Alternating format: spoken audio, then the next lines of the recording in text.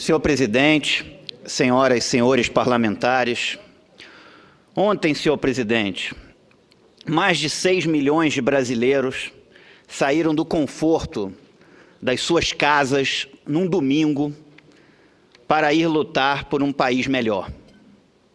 As pessoas poderiam ter ficado no conforto das suas casas, quem mora numa cidade litorânea ir para uma praia, quem não mora numa cidade litorânea curtir o domingo ali com a família, mas 6 milhões de pessoas decidiram ir para as ruas, protestar contra um governo, contra a corrupção, contra a impunidade. Eu estive na manifestação de ontem, assim como estive nas do ano passado, e acredito que a população nas ruas é o grande caminho para que a gente consiga transformar esse país. As pessoas foram não só pela indignação justa diante de tantos casos de corrupção, mas a população foi também pelos seus sonhos e por sonhar com um país diferente. País esse que governo atrás de governo vê escândalos de corrupção e vê a política sendo cada vez mais degradada. Eu vi também ontem o crescente processo de criminalização da atividade política. As pessoas muito revoltadas com os políticos. Não comigo, eu fui muito bem tratado durante toda a manifestação, mas com a classe política em si. E isso é muito ruim. Os exemplos que estão aí justificam essa crítica aos políticos e à política. Mas nós precisamos recuperar o valor da política. Até porque não existe jeito da política não existir. Então nós não podemos negar a política, mas nós temos que afirmá-la nas boas práticas políticas. Protestar contra o que está errado, punir quem agir errado, seja ele quem for e que cargo ocupe. E eu quero falar aqui do país que eu sonho. O país que eu sonho é um país que faça uma reforma do Estado, que institua meritocracia no serviço público, que institua um sistema de metas e resultados, que crie bonificação por desempenho, que o Estado sirva ao contribuinte, porque hoje o Estado serve aos agentes políticos e à construção e perpetuação de máquinas políticas. Serve às máquinas dos partidos políticos, serve a interesses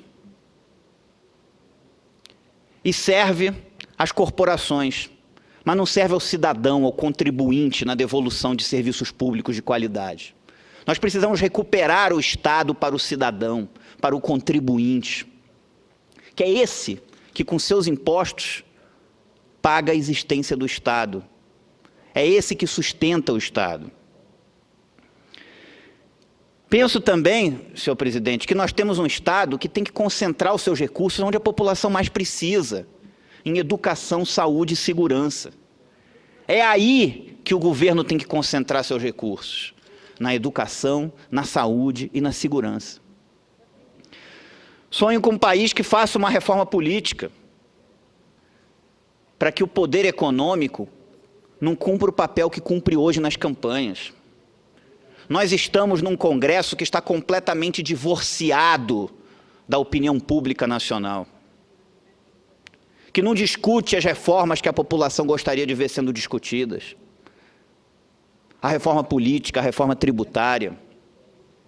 Eu apresentei nessa casa, na minha primeira semana como senador, 7 PECs sobre a reforma política, que proíbe a reeleição para cargos executivos, que limita uma reeleição no máximo para cargos legislativos, que institui um sistema de revogabilidade de mandatos, onde se a pessoa for candidata a um cargo e não cumprir determinado compromisso, perde o mandato, a instituição do voto facultativo, do voto distrital, a possibilidade de candidaturas avulsas sem filiação partidária, a proibição que alguém se eleja para um cargo legislativo e depois, sem consultar o eleitor, vai ocupar um cargo no executivo, vai ser ministro, vai ser secretário de Estado. Dentre outras propostas. Apresentei aqui o PLS 38 de 2015, que cria a disciplina cidadania nas escolas, para que as escolas ensinam, além de matemática, português, que é importante, ensina a criança a ser cidadã, ensina noções de direito constitucional, de direito do consumidor, de educação fiscal e financeira. Apresentei aqui também o PLS 247 de 2015, que obriga os governos a publicarem na internet os seus gastos pormenorizados e por valor unitário, para que a população possa acompanhar como o governo está gastando o seu dinheiro. Ah, o governo está comprando isso, ainda está comprando em quantidade, está comprando por um valor maior do que o que eu compro na esquina. Esse ano, apresentei a PEC 8 de 2016, que dá rito de medida provisória aos projetos de iniciativa popular. Está aí o projeto de iniciativa popular do Ministério Público, com 10 medidas contra a corrupção. Vai chegar no Congresso e pode ficar dormitando em gavetas. Apresentei para que, se não for votado em 45 dias, tranque a pauta. Não pode um projeto oriundo da Presidência da República ter mais importância no processo legislativo do que um projeto que tem assinatura de 1,5 milhão de brasileiros. Apresentei também o PLS 74 de 2016, que torna a lavagem de dinheiro crime inafiançável. Eu sonho com uma reforma política. E sonho também com a redução da carga tributária nesse país. O conceito de que é preciso aumentar impostos para pagar os gastos públicos não é por aí. O governo tem que ter mais critério na hora de gastar cada centavo do dinheiro do contribuinte. Tem que reduzir os seus gastos, reduzir o tamanho da sua máquina.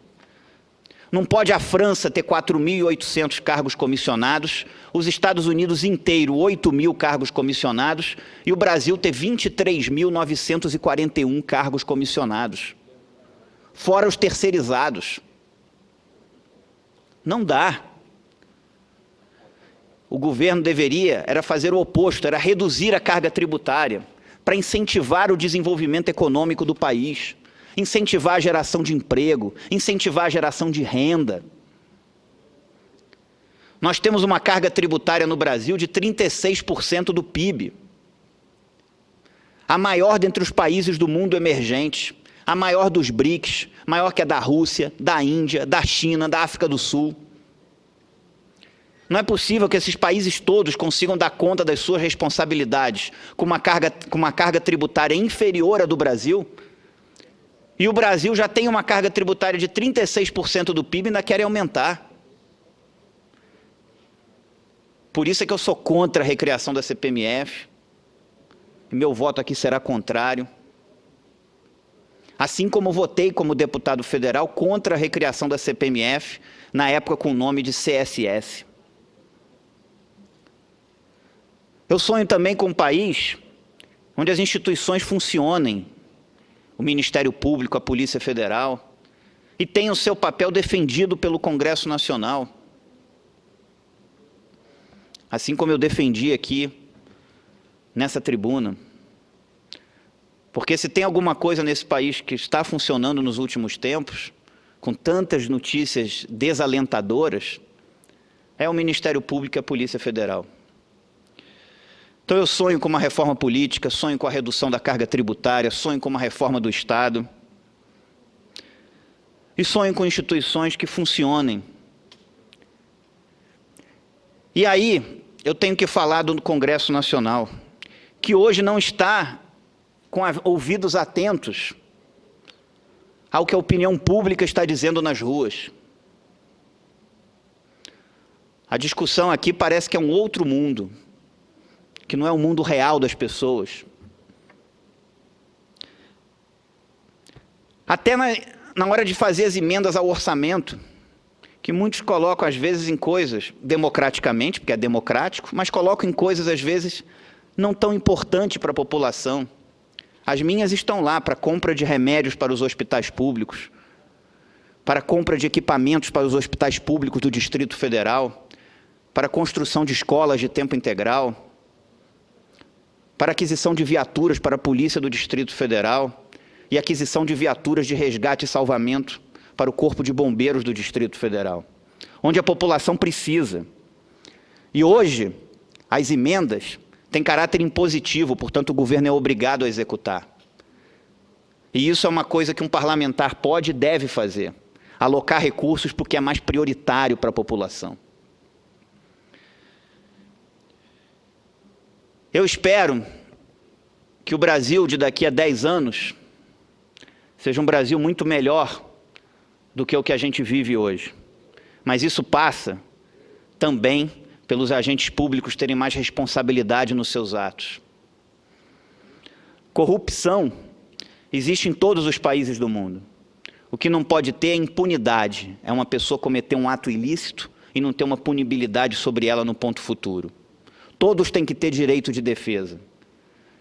Mas no final, que os inocentados sejam realmente que os inocentes sejam realmente inocentados e que aqueles que tiverem responsabilidade têm que ser efetivamente punidos.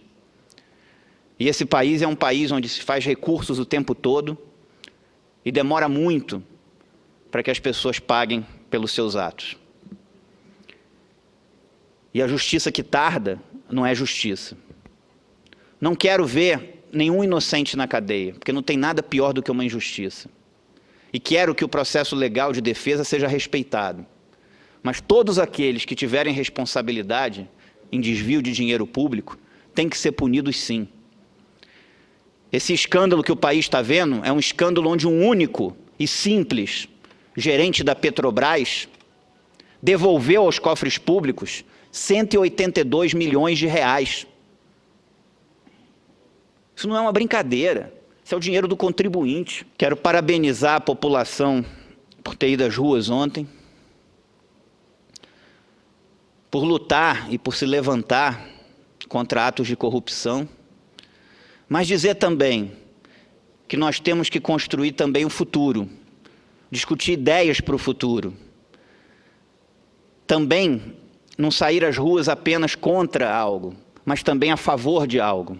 A favor do país, a favor de uma reforma tributária, que simplifique o nosso modelo, que reduza a carga tributária, a favor de uma reforma política, que torne o sistema político menos injusto, a favor de uma reforma do Estado, que devolva o Estado para o contribuinte e para prestar serviços públicos a esse, porque essa é a razão do Estado existir. Nós não podemos apenas protestar contra, nós temos que protestar também a favor de reformas, a favor de mudanças e a favor de um país mais justo.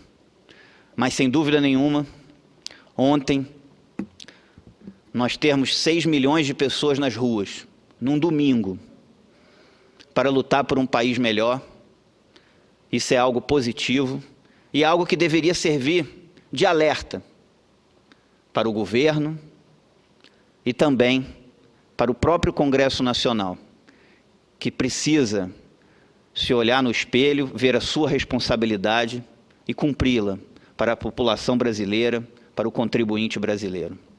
Muito obrigado.